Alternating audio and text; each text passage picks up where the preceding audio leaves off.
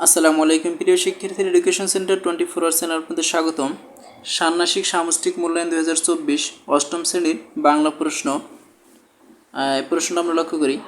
তোমার বিদ্যালয়ের উন্নয়ন বিষয়ক বৈঠক অনুষ্ঠিত হবে। এই বৈঠকে সকল শিক্ষক, শিক্ষার্থী, অভিভাবক একত্র হয়ে শিক্ষার্থীদের নানা প্রয়োজন এবং বিদ্যালয়ের নানা সমস্যা ও সম্ভাবনা নিয়ে আলোচনা করবেন। এই আলোচনাকে সামনে রেখে শিক্ষার্থীদের কাছ থেকে লিখিত মতামত ও চাহিদা বা দাবি আহ্বান করা হচ্ছে। বৈঠকে শিক্ষার্থীদের নানা বিষয়ে নিজেদের ভাবনা ও মতামত প্রকাশের সুযোগ থাকবে। একই দিন বিদ্যালয়ের সকল শিক্ষার্থীকে নিয়ে দেয়াল পত্রিকা উন্মোচন করা হবে। দেয়াল পত্রিকায় প্রকাশের জন্য শিক্ষার্থীদের কাছ থেকে সৃষ্টিশীল লেখা আহ্বান করা হচ্ছে। কাজ ক, জোড়ায় আলোচনা করে নিচের কাজগুলো করো। বৈঠককে সামনে রেখে এবং বৈঠকের দিনকে কেন্দ্র করে পাশের সহপাঠীর সাথে আলোচনা করে নিচের কার্যক্রমগুলো অনুসরণ করো। এরপর খাতায় লেখো। তোমার বিদ্যালয়ের বিভিন্ন প্রয়োজন বা সমস্যা খুঁজে বের করতে হবে। এসব প্রয়োজন বা সমস্যা নিয়ে কার কার সাথে যোগাযোগ করা যায় তার একটি তালিকা করতে হবে।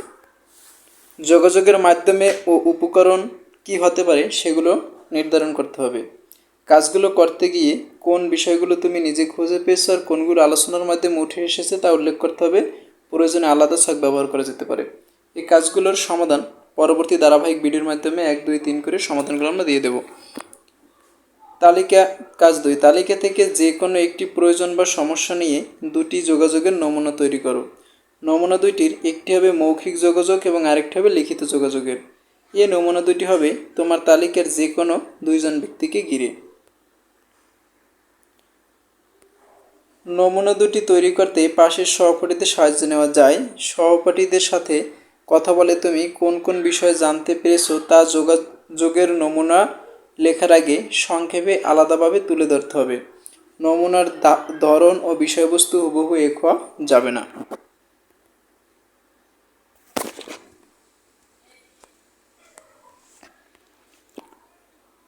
কাজ খ, দেয়াল প্রক্রিয়া দেওয়ার জন্য রচনা তৈরি করো। রচনাটি তৈরি করতে নিচের নির্দেশনা ও নমুনাগুলো অনুসরণ করো।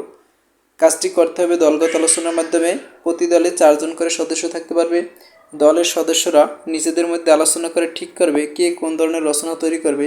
তবে প্রতিটি দলই বিভিন্ন ধরনের রচনার নমুনা থাকতে হবে। রচনার কাঠামো ও বিষয়বস্তু নিয়ে এবং নতুন নতুন ধারণা নিয়ে আলোচনা করা যাবে।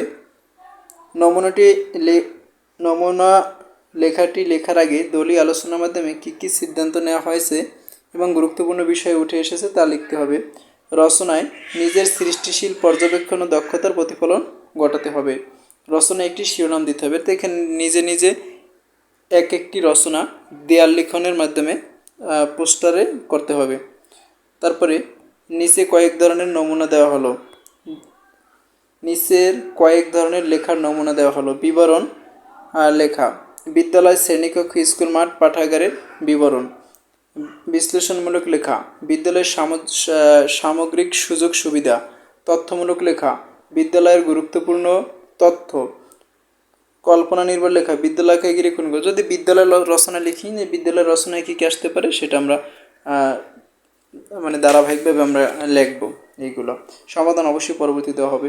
উপরের যে কোনো একটি ধরন বেছে নিয়ে তোমার বিদ্যালয়ের পরিপ্রেক্ষিতে 200 শব্দের মধ্যে একটি রচনা লেখো। উপরের নমুনা বিষয়গুলো ছাড়াও নিজ বিদ্যালয়ের যে কোনো বিষয়বস্তু নিয়ে রচনাটি লেখা যাবে। রচনাটি লেখার পর এটি কেন বিবরণমূলক, বিশ্লেষণমূলক, তথ্যমূলক, কল্পনা নির্ভর তার পিছনে যুক্তি দাও। কাজ গ, তোমার লেখা উপরের রচনার ভিত্তিতে এককভাবে নিচের কাজগুলো করো। দুটি বাক্যের উদ্দেশ্য, বিদায়, উদ্দেশ্যের প্রসারক ও বিদায়ের প্রসারক চিহ্নিত করো। যে কোনো 10টি শব্দ অভিধানের বর্ণনামূলক সাজাও। পরবর্তী ভিডিওতে ধারাবাহিকভাবে সমাধানগুলো দেওয়া হবে। সমাধানগুলো পাওয়ার জন্য অবশ্যই আমার চ্যানেলটি সাবস্ক্রাইব করে বেল আইকনটি অন করে রাখুন। ধন্যবাদ।